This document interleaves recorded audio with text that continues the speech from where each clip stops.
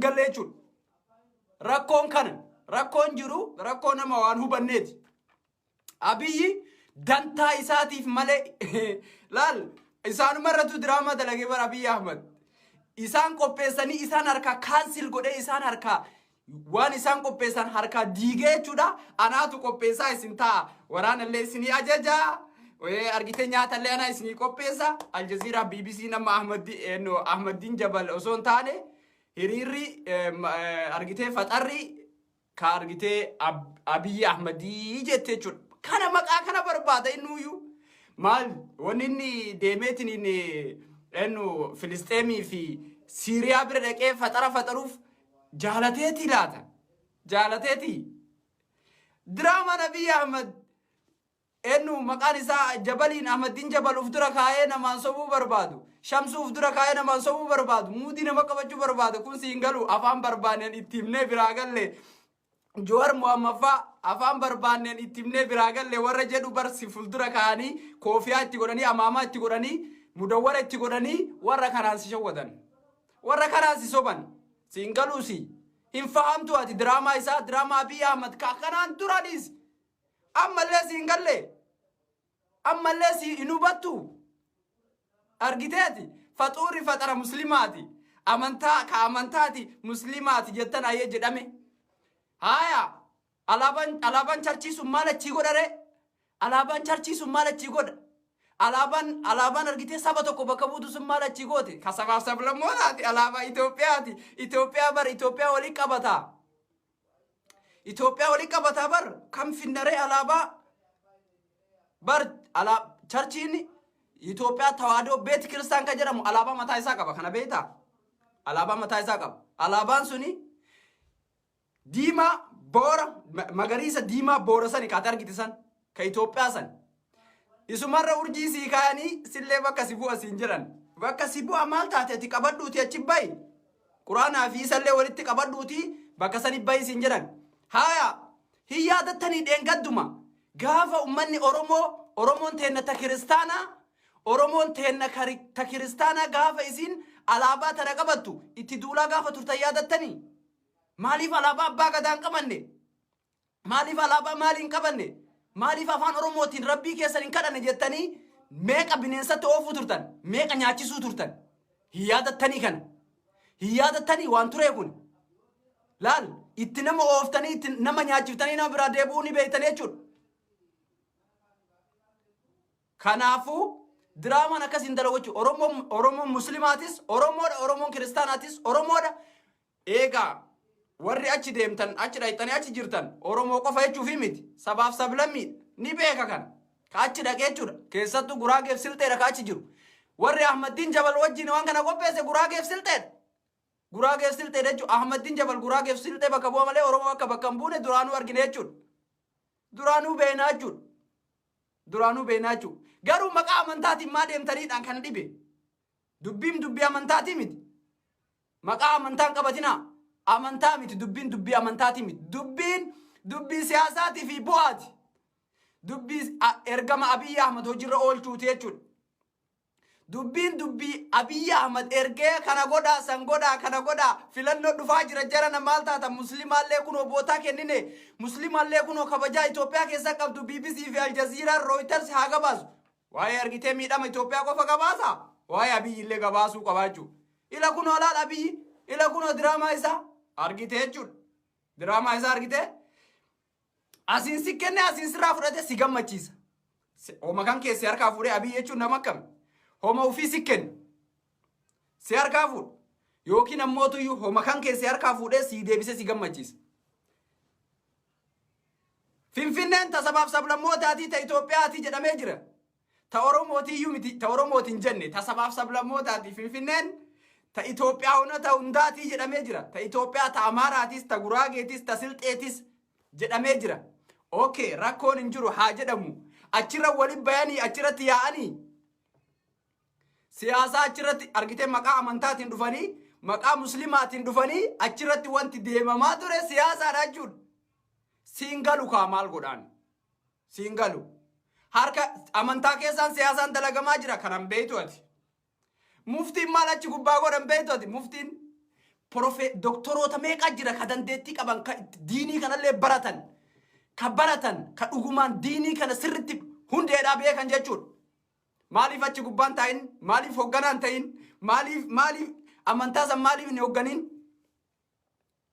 Siyaasa keessa jiraachuudha.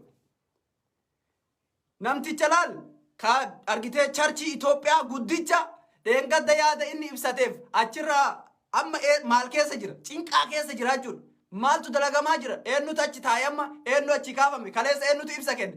Quba qabdaa jechuudha. Kana keessatti maaltu dalagamaa jira? Siyaasa dalagamaa jira jechuudha. Siyaasa irraa nuti bilisaa jetti. Eenyu faa? Shamsuun faa? Jabal faa? Warri kun asumatti diraamaa ittiin taphatan ijoollee maqaa Oromoo qabatteetiin achi dhadhaabatu san. Shimallis eenyu maqaan isaa Shimallis Abdii isaati sunillee eenyu Shamsuu fi Shimallis garaagarummaan kan Shaamil Shamtuu isaa fi gurbattiin amma Jabal jedhaniin ta'olii gaffiidee qabaa ganna dhiisaa boru addabaabaayii irratti akkasitti argitee hiriira yaamaa jettee akkasitti wixxifataa turte sun jechuudha. Waa takka ergamtuu siyaasaa hojjettu ta'uu isaa ifaan ifatti argaa jechuudha. Kana wanni akka namni nu beeku barbaadu. Kana kabiraa immoo maqaa Oromoo qabattee achi deemti. Gaafa miidhamtu gaafa hidhamtu maqaa Oromootiin nutti dhuftu. Gaafa ammoo bal'innaa siyaasaa hojjetti. Siyaasaa taphatti jechuudha. Itti dhiisa haa deemtu bakka isiin baatuun laallaa. Gaafa isiin qilee seente hin arginaa jechuudha. Arguuf teenyaa jechuudha. Arguuf teenyaa jechuudha. Keessattuu Jabal gurbaa Jabal jedhaniin isaa hiriyyuma isaa irraa laalu ka dantaa saba isaan tuisifne. Kadantaa saba isaan tuisifne. Hin laalu eenyu Abubakariin hin laalu. Hin argu. Eenyu maqaan isaa Yaasin Nuuruu hiriyaa isaati hin argu kana. Dantaa Amaaraa irratti waliin galan dantaa Amaaraa irratti bira hin jiru. Waa'ee Oromoo dubbadhu miti. Waa'ee amantaa irratti amantaan Itoophiyaa muslimni Itoophiyaa jiru. Waa'ee Itoophiyaa muslima Itoophiyaa sun nami. Har'a gisee ani waan takka poosti godhe alaabaa takka achitti dhadhaabanii alaabaa amma Abiyyi tana jechuudha ta'a Abiyyi. Yoo argitee jiraatte maal jedhama? Alaabaa tana bartaa sabaaf sablammiitii ta Itoophiyaati. Sabaaf sablammiiti. Ta sabaaf sablammiiti. Alaabaa sabaaf sablammiiti. Kamtu saba tokko kamtu mee saba an Oromoodha ilma Oromooti mee saba waan saba Oromoo ibsu natti himime. Mee waanuma achirra jiru alaabaa sanirra jiru keessa alaabaan takka gaafa si ibsite. Fakkeenyaaf alaabaan biyya feete saba san ibsiti. Biyya san ibsiti. Biyya san ibsiti. Biyya guutuu ibsiti jechuudha. Saba tokko qofaa miti. Alaabaan Itoophiyaa taate achi qabattee achi jirtu sun ta maqaa muslimni Itoophiyaa qabate sun muslima bakka hin buutu. An akka mataa kiyyaatitti muslima. Ka Oromummaa achi kaa'e rakkoon hin jiru. Ka Oromummaa akka Oromootti qabsaa. Waa Ahmadii Jabal Oromoof haa qabsaa'u miti. Dantaa isaa namni Oromoof qabsaa'u miliyeena guute dachii kanarra. Oromoon goota baay'ee qabdi. Dantaa Ahmadii Jabal. Dantaa Shamsuu. Yoom eenyutu isa kadhatee nuu qabsaa'een nuun qabsaa'in goonni guute. Ka qabsaa'u miliyeena. Dantaa isaa eenyu qaba. Sanii miti. Alaabaa tana. Kanaan dura maal jedhaa turan? Alaabaan tun alaabaa teennaa miti. Alaabaa ummata muslimaa bakka hin buune. Alaabaa beeti kiristaanaati. Yookiin alaabaa charchiitii jedhamaa turte jechuudha. Har'a faayidaaf jecha alaabaa sanis qabatanii fafannisanii dhadhaabanii harka qabatanii quraana wajjin qabatanii achi wayita dhaabatan faayidaaf akka ijoolleen tun deemtu sii galtii jechuu dubbiin namni achi jiru. Nama meeqa riikoordii masrii cabsinaa jedhee achitti yaase riikoordii masrii cabse riikoordii nama 300 riikoordii cabsita. Riikoordii masrii akkami cabsita? Sii galee obboleessa.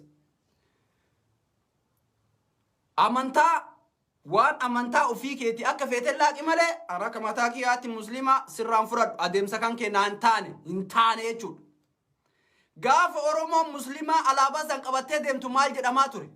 Oromoon kiristaana. Gaafa Oromoon kiristaana alaabaa san qabattee deemtu waan jedhamaa ture ni beeytanii jechuudha. Duraanuu jarri nafxanyaadha. Duraanuu jarri nafxanyaadha. Oromoon kiristaanaa tun duraanumayyuu Oromoo miti.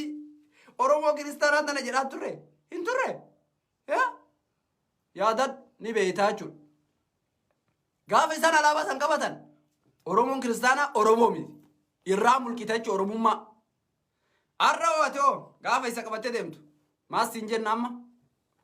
Maal siin jenna? Warra achi jiru hundaatu iyyuu silxeedha, guraageedha. Achi jira Shamsuun an Oromoodha kan ofiin jedhu iyyuu achi jira. Harkaa qaba. Harkaa qaba jechuudha alaabaa san. Isintu hayyamee jennaan alaabaan sun achi dhaabataami?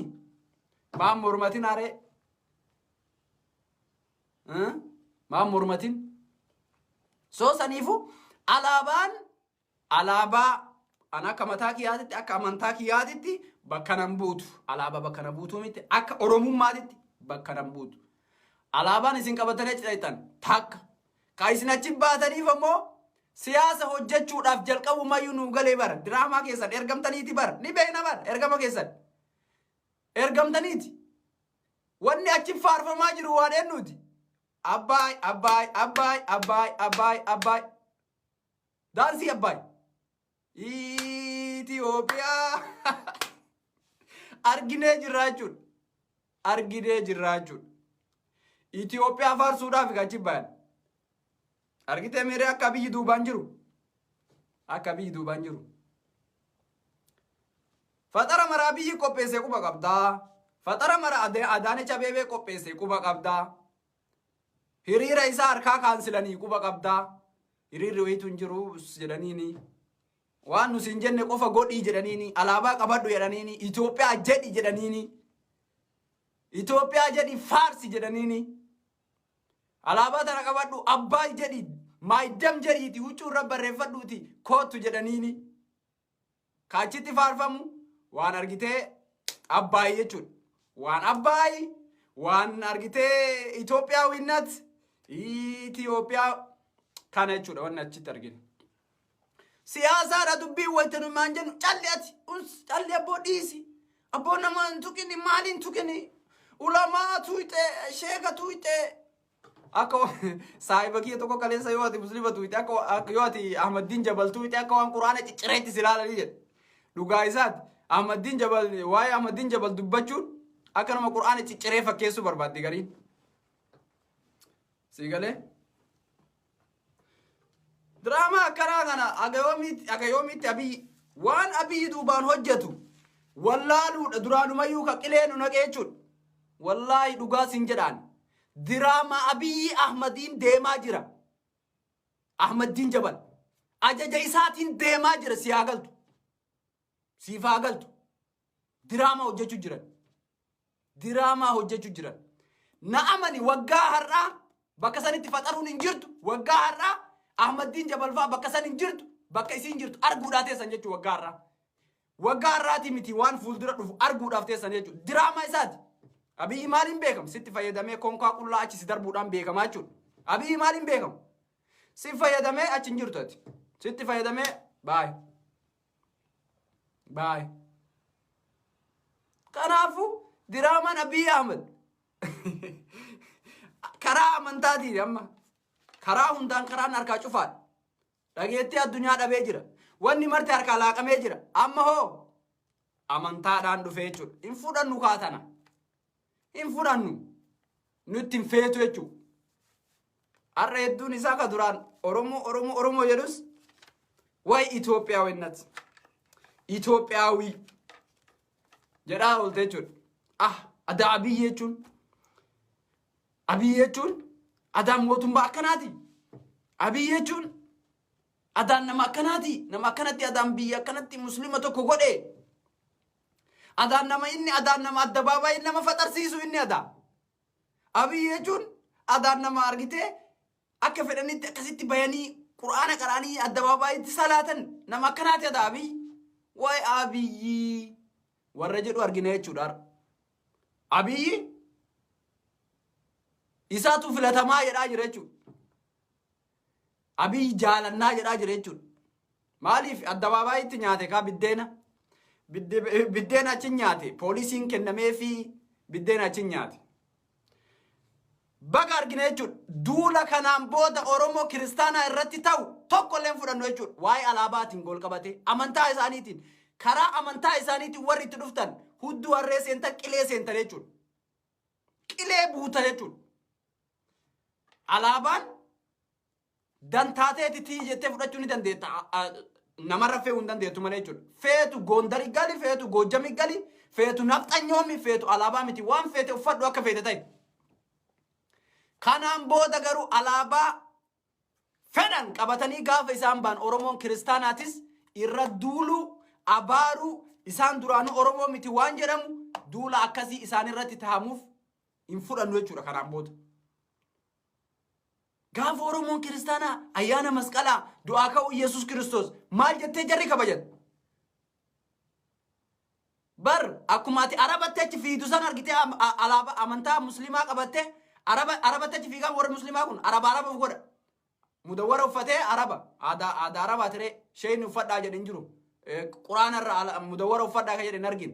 Quraana irratti mudawwara uffadhaa amaamaa uffadhaa kan jedhin argin. Akkuma ati arabatti achi fiidu san amantaaf jecha isaan illee gara biraatiin gara saba Amaaraa kanaan amantaadhaan tokko beeki.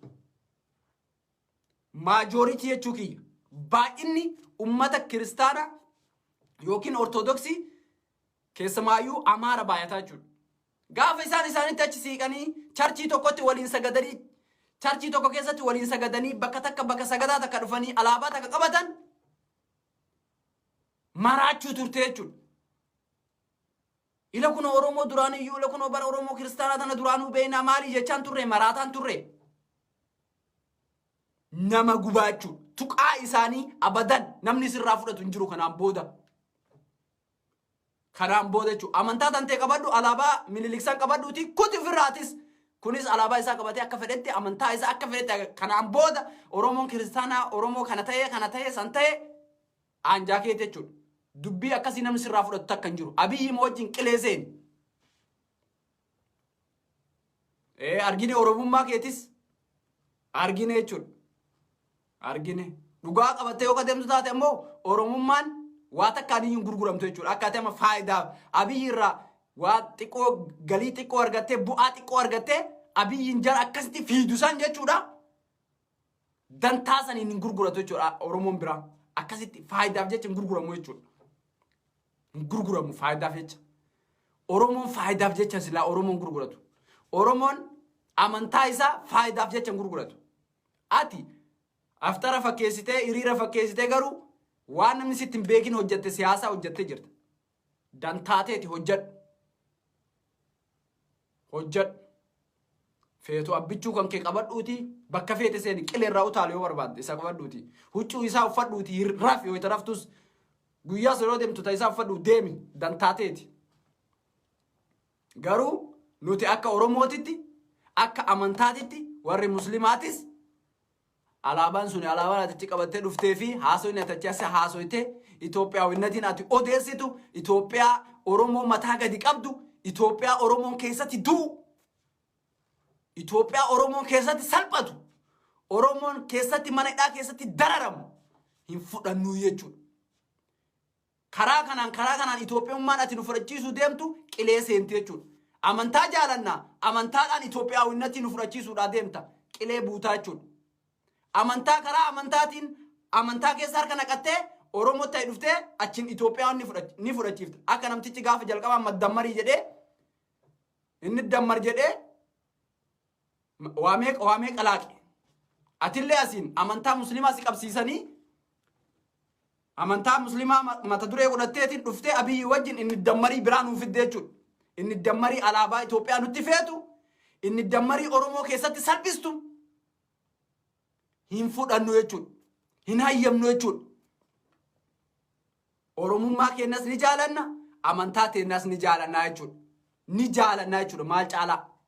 Siigalee faayidaa kan kee qilee seensifta. Oromummaan nuti maqaa muslimummaatiin ofirraa haynu takkaas hin jirtu jechuudha. Oromummaan maqaa muslimaatiin harka muslimaa keessa naqattee ati nurraa fudhattu hin jiru jechuudha. Oromummaa ati maqaa amantaatiin dhuftee nurraa gurgurtu. Nafxanyatti nu gurgurtu hin jirtu kanaan booda. Hin fudhannu sirraa. Hin fudhannu. Sirraa hin fudhannu. Oromummaa joora islaamummaadhaaf si fakkaata kan Jawaar mana hidhaa jiruuf oromummaa isaatiif kiristaanummaa fi Baqqalaa Garbaa kan jedhame oromummaa isaatiif si galee dubbiin maqaa amantaa qabatanii maqaa amantaa wanni fudhatanii Shamsuu fi Jabaliin fudhatanii alaabaa sanis sitti fe'anii Itoophiyummaa sitti fe'anii oromummaa gad dhiibu. Eenyu sirraa fudhata kana? Eenyu sirraa fudhata? Dantaatan ta'e ofii keetii xibaaraa oolta malee namni sirraa fudhatu hin jiru jechuudha. Anjaa kan keeti, dantaateeti, faayidaa teetiif. Oromoon dubbiin galeef bakka san jira argite hin jiru jechuudha. Oromoon dubbiin galeef achi hin jiru. Oromoon dubbiin galiiniif achi jira. Ka achi jiru Silxee, Guraagee, hagas. Silxeedhaa, Guraageedhaa, afaan Oromoo, afaan Amaaraati achi haasaa isaatu nama Oromoo takka viidiyoo achi waraabdee nama takka yoo argite nama takka achi argitee viidiyoo waraabdee laayivii seentee viidiyoo waraabdee bakka sanii ila kunoo as jirra jette argitee beekta yoo guddate nama takka argitee yookaan uje hin jirtu jechuudha. Oromummaan dubbiin galeef ka adeemsi Ahmadiin Jabalii fi Shamsuun deemtuuf ergama Abiyyi Ahmad tahee dubbiin galteef jechuudha. Achi hin jirtu. Keessa hin jirtu dubbii san keessa. Dubbii amantaa keessa harka naqatanii oromummaa balleessuudhaaf deeman qilee seentee jechuudha. Hin danda'amu oromummaa maqaa amantaatiin Itoophiyummaa nutti feetu dubbiin akkasii hin jiru. Ahmadiin kiyya dantaa keeti. Akkasii inni biraa obboleessa keenya nama nyaatan sirni nama nyaataa ka har'a Ahmadiin Jabal nutti faarsaa jiru sirni nama nyaatan waraanni Abiyyi Ahmad akkasitti obboleessa keenya Dambidolloo keessatti masqal addabaabaayii irratti addabaabaayii guddaratti magaalaa Qixxee keessatti osoo ijji namaa agartu nyaatanii jechuudha. Kana ka Ahmadiin Jabal nutti argitee akka nuti filannuuf akka nuti faarsinuuf akka nuti jaalannuuf nutti argitee har'a nutti faarsaa oole jechuudha. Kana ka Shamsuun deemuun kana argitanii jirtan obboleessa keenya ilma Oromoo oromummaa ta'uu qofaaf har'a kan inni nyaatame jechuudha mucaan sun. Oromummaa ta'uu qofaaf shugguxii fidanii mormatti hidhanii shugguxii fidanii morma isaatti gadi hidhanii mucaa daa'ima kichuu shugguxii kiisii fuutee mormatti hiitee abbaa torbee qabne jettee jechuudha. Abbaa torbee qabne jettee nyaatte mucaa kichuu daa'ima lafaa dhufa.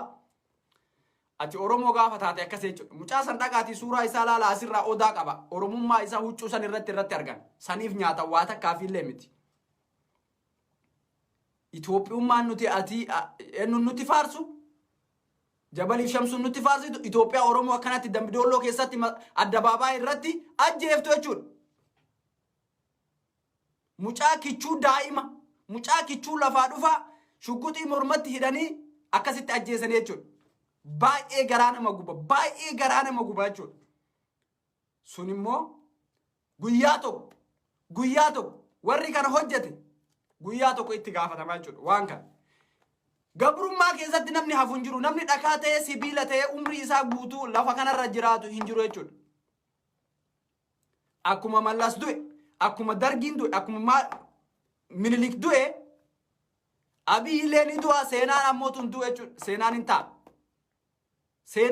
Seenaan hin du'u. Seenaan ni gaafata jechuudha gaaf takka. Keessumayyuu warra waan kana hojjetu jechuudha. Maqaa Oromoo dhayate mucaa daa'ima kichuu Dambidolloo keessatti magaalaa Qixxeetti akkasitti ajjeesan mucaa kichuu san daa'ima san. Kan nuti argine kana ofii waraabanii nutti garsiisan. Meebii namni waraabisu waraanuma san keessaayyuu nama Oromoo dhukkubsatu ta'uu danda'a. Nama mucaa kichuu sun garaa isa nyaate ta'uu danda'a. Waraabee jira nutti garsiisee jira. Garuu kan nuti hin argin ka bosona keessatti ajjeesan, ka muka keessatti ajjeesan, ka ajjeesanii gatan waan xiqqii miti jechuudha. Likkiin qabu. Abiyyi Ahmad, mootummaan Abiyyi Ahmad isa kanaa jechuudha. Mootummaan Abiyyi Ahmad, mootummaa gaangistara, mootummaa addabaabayitti nama ajjeesu isa kana jechuudha. ከብልጽግና ጋር ወደፊት ከጀዳኒቲን አራ መስቀል አደባባይ ትሽመልስ ሸምሱ ፊ ጀበል ኑቲ ፋርሲቱ እቹ ሙጫ ዳይማ ኪቹ ለፋ ዱፋ ዳይማ ኦሮሞ ታው ቆፋ ኦሶ ኢኒ ቲሸርቲ አብይ ኡፈቴ ነጀበም ኦሶ ኢኒ ቢጫ ቀይ አላባ ኢሳኒታ ታርጊቴ አላባ ምኒልክ ፌቱ ኡርጂ ቀባቴ ፌቱ ዳንታይሲ ጎዳቴ ሂናጀፈሙ እቹ ሙጫን ኩኒ ዳይማ ኪቹ ለፈራ ፉደኒ ኦሶ ለፋ ዱፋ ጅሩ ዳይማ ኪቹ ከራቲ ኩተኔ እቹ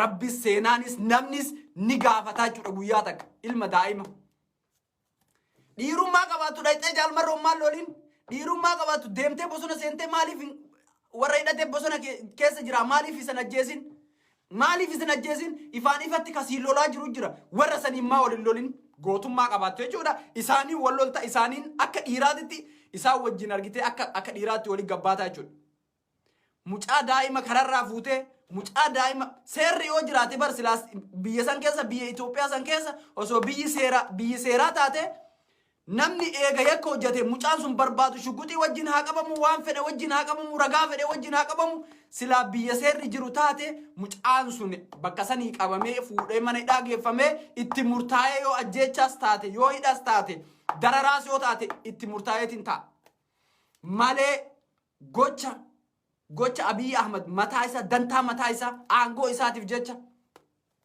duguuggaa sanyummaa ilmaan Oromoo irratti dalaguun akkasitti sila mucaan sun kararratti addabaabaayii irratti akka isin argitan sanitti addabaabaayii akkanatti makiinaan irra zoortuu irratti achitti ajjeefame mucaan sun osoo ijji keessan argitanii jirtan jechuudha. Shugguxii fidanii kiisiidhaa baafatanii shugguxii isarratti hidhanii morma isaa irratti hidhanii kana hojjanne jedhanii biltsiginnaan irra argitanii jirtan sooshaal miidiyaa irratti kan isin argitan biltsiginnaanii gayyaa'anii ila kunoo akkanatti abbaa torbee lafarraa duguugne abbaa torbee fixaa jirra shaneellee fixaa jirra balleessaa jirra jedhanii kan isaan nutti wanna nu godhan jechuudha nutti dhaadatan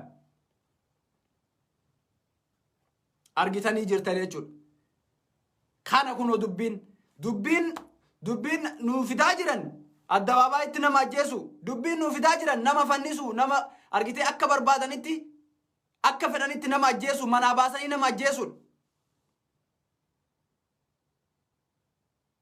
dararaa keessa jiraachuudha ummanni keenya miidhamaa jiraachuudha kanutin argine nama meeqatuyyuu ajjeefamee bosona keessatti gatamaa jiraachuu kanaan nama gubaachuu garaa nama nyaata wallaahi garaa nama nyaata ilmi namaa nama ta'uu qofaaf jiraachuu mirga jiraachuu qaba feetu Oromoo ta'ii feetu Silxee ta'ii feetu Guraagee ta'ii abbaa feete ta'ee jechuudha mirga jiraachuudhaa dhoorgan jechuu mucaa kana kichuu lafaa dhufa silaa seerri jiraatee seeratti dhiyaateetiin akkasiin gaafatama akka gaangistarri biyya bulchaa jiru akka bineensi biyya bulchaa jiru akka nyaattuu waraabessi biyya bulchaa jiru sitti nimu argaa jirta jechuudha nama qalamaa jiru nama ajjeefamee darbamaa jiru argaa jirta jechuudha garaan nama gubata kan nuti argine meeqaa jedha ijoolleen yoona kichuun akkana ta ajjeesanii gatan kan mana hidhaatii baasanii dararan likkiin qabu jechuudha Muhammad Deeksiso mucaa daa'ima kichuu seeraan gaafatamuu qabu kamanni murtii hayyamee fi mucaan kun gadhiifamuu qaba bilisa jedhe manni murtii gadhiise fuudhanii dararaa jiran har Muhammad Deeksiso waan inni firii Jawaar Muhammad jedhe qofaaf waan inni justice for Haacaaluu Hundeessaa jedhe qofaaf mucaa daa'ima fuudhanii kichuu dararaa jiran jechuudha eessatti akka dararamaa jiru rabbii tokkocha beekaa jechuudha amantaa fi miti oromummaa fi faayidaa fi miti oromummaa fi mallaqaa fi miti oromummaa fi dantaa dhuunfaa isaatii fi miti oromummaa fi jechuudha Muhammad Deeksiso daa'ima kichuu kan isin argitan mucaa lafaa dhufaa mucaa baratee reef ta'uu fiitiifu barumsa isaatiin eebbarra jiru fuudhanii kichuu bakka inni jiru bakka inni argitee bakki inni jiru beekamu jechuudha dhabamsiisanii biltsiginnaani tana jechuudha biltsiginnaan har'a nutti faarsan isii tana jechuudha biltsiginnaan jabal nutti faarsu isii tana jechuudha biltsiginnaan shamsuun nutti faarsu barbaaddu tana jechuudha hin fudhannu biyya nama ajjeeftu, nama qaltu, nama darartu, biyya ol'aantummaa saba takkaa, faayidaa saba takkaa, faayidaa Abiyyi Ahmad kan nama dhuunfaa tokkocha eeydu abadan hin fudhannu jechuudha. Abbaan fedhe fudhachuu danda'an akka mataa kiyyaatti hin fudhadhu jechuudha. Dhiiga kiyya na dhukkubsa mucaan achitti argitee akkasitti addabaabaayii irratti ajjeesan sun ilma Oromooti. Dhiiga kiyya, tiruu kiyya, lafee kiyya garaana nyaata jechuudha. Garaana nyaata. Miidhamni isaa sun dararaan akkasitti harka duubatti hidhanii tumanii bakka suuraa itti kaasan san lafa isa bira laala dhiigatu bira jira mucaa san. Sa'a meeqa eega dararanii duubatti viidiyoo waraaban suuraa kaasan jechuudha. Galanni Oromoo kana ture. Aangorra si kaa'e malee maasif balleesse Oromoon. Achi si fide malee maasif balleesse Oromoon. Galanni Oromoo kanan turre sila. Galanni Oromoon Abiyyi Ahmadiif oole kanan turre sila. Kanan turre sila. Oromoon aangorra si kaa'e malee Oromoon fidee akka ati argitee addunyaa wal bartu, akka feetetti jiraattu, akka ati argitee eegamtee akkasitti isa guriitiidhaan eegamtee masaraa mootummaa seentee akka feetetti uf jajjee jiraattu si godhe malee Oromoon sin salphifne. Garuu ati Oromoo salphifte deebitee ka maqaa Oromummaa dhayeetu Taayyeen ka maqaa Oromummaa qabu Shimallis Abdiisaa isaanii wajjin tahee duguuggaa sanyummaa ilmaan Oromoo irratti hojjetaa jiran jechuudha.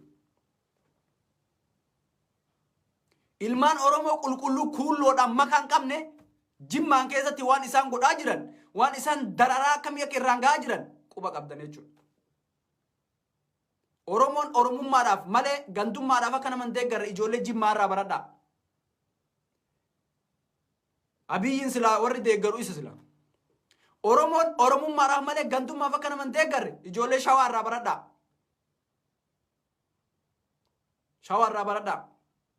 Shawaa gad hacuucanii ijoollee Amboo matarra ejjetanii gadi qaban silaalaal akka isiisanitti itti garsiifte jechuudha.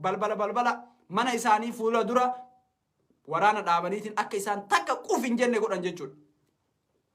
Hin beekan jechuudha dhiirummaa. Dhiirummaa ijoollee Amboo beekan jechuudha. Dhiirummaa ijoollee Amboo beekan.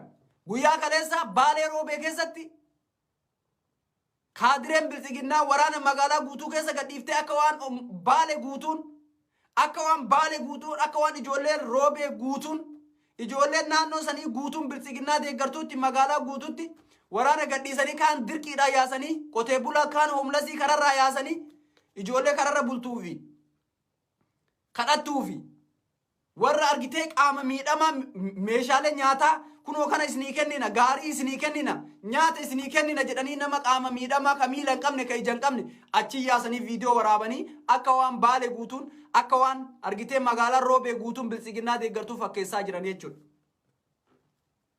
Oromummaaf malee gandummaaf akka Abiyyiin hin deeggarre ijoollee Baalee irraa baradhaa jechuudha. Oromummaadhaaf malee gandummaaf yookiin argitee namni sun Oromoodha jechaaf akka nama hin deeggarre ijoollee Gujii irraa baradhaa. Ijoollee Booranaa irraa baradhaa. Ijoollee Wallaggaa irraa baradhaa. Gootummaa isaanii jechuudha. Abiyyi Oromoodha jettee nutti himtaa? Oromummaa isaatiif miti. Waan Oromoo fayyadaa gaafa inni hojjete deeggaran malee Oromoo ta'uu isaa dantaa isaan qabnu. Jowaar dhufee aangoo qabatee Oromoo miidha taanaan Oromoon dura dhaabataa jechuudha. Baqqalaa Garbaa dhufee Oromoo miidha taanaan Oromoon dura dhaabataa jechuudha.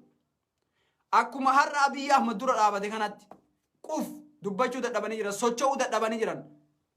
Akka Oromoon jajjaba taate, baay'ee strong taatellee diinnis ni beeka, isaanis ni beekan.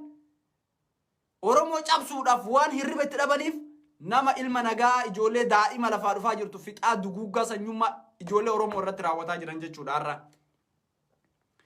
Ifaan ifatte masqala addabaabaa baasanii murtii tokko malee nama ajjeesutu dhufee jechuudha. Itoophiyaa biyya akkanaati. Mootummaa akkanaa qabna ka addunyaan argite.